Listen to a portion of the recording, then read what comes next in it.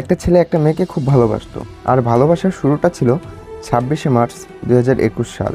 মেয়েটা তখন ক্লাস 6-এ পড়তো, ছেলেটা ক্লাস 9-এ। মেয়েটাই ছেলেটাকে প্রথম ভালোবাসার কথা বলেছিল। ছেলেটা প্রথমে না বললেও পরে ঠিকই হ্যাঁ বলেছিল।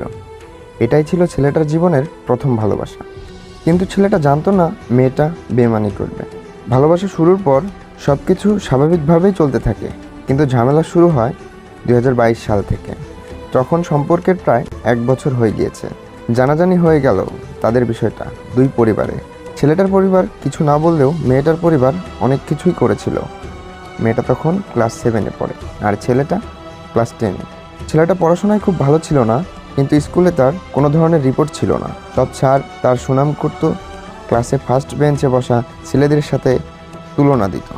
দেখো যে ছেলেটা পড়াশোনা ভালো করে না, কিন্তু কোনোদিন কোনো মেয়েকে ডিস্টার্ব করেনি বা কথাও বলেনি। কারণ